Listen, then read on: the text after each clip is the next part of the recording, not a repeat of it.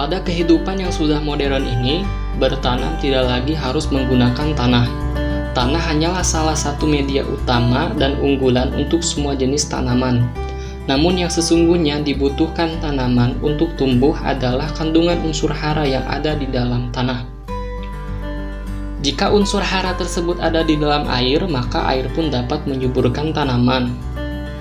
Tidak semua tanaman dapat dikembangkan pada media air, misalnya tanaman dengan batang yang besar seperti mangga.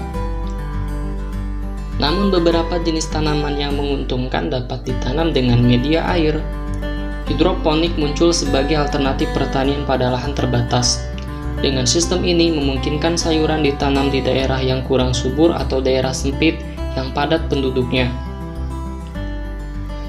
Pengembangan media tanam menggunakan sistem hidroponik di Indonesia mempunyai prospek yang cerah, baik untuk mengisi kebutuhan dalam negeri maupun merebut peluang ekspor. Bercocok tanam secara hidroponik bisa bermula dari sebuah hobi.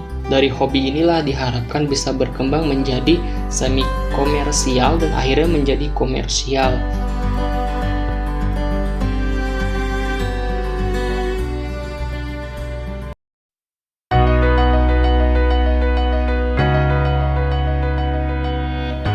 Istilah hidroponik dalam bahasa Inggris hydroponics berasal dari kata Yunani yaitu hydro yang berarti air dan ponos yang berarti daya.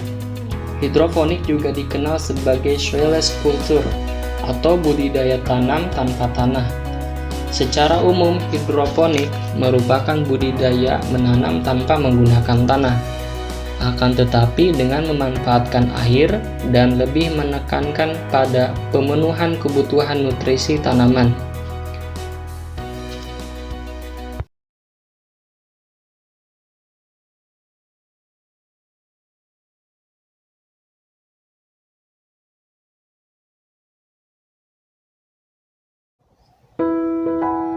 Awal mula pembudidayaan tanaman dengan memanfaatkan air ditulis oleh Francis Bacon dalam bukunya berjudul Shelva Shelvarum.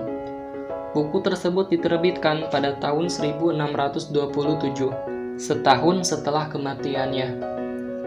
Teknik pembudidayaan tanaman dengan memanfaatkan air menjadi populer setelah itu.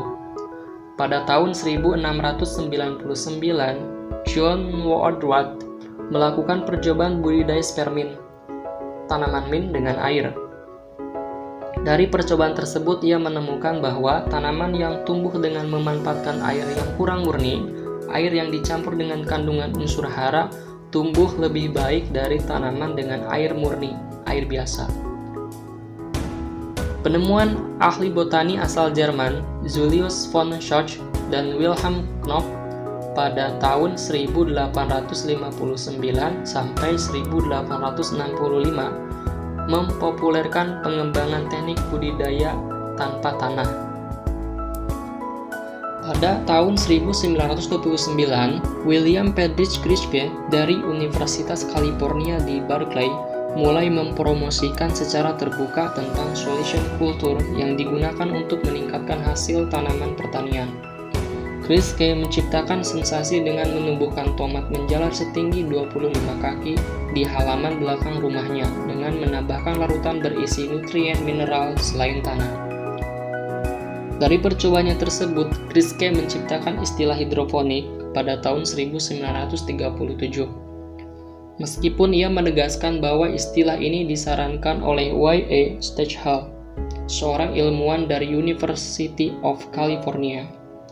Kriske juga mengklaim bahwa hidroponik akan menjadi revolusi pada dunia pertanian tanaman yang besar.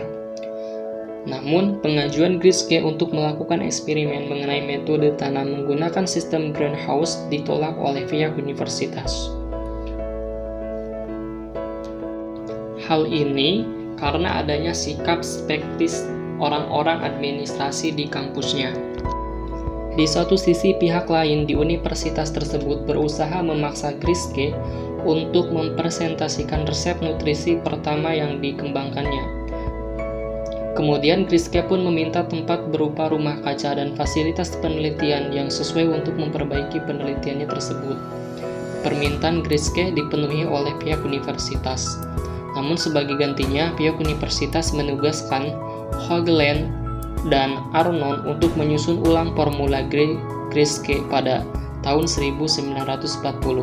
Setelah meninggalkan jabatan akademik di iklim yang tidak menguntungkan secara politik, Kreisky kemudian menerbitkan buku berjudul Complete Guide to Soilless Gardening.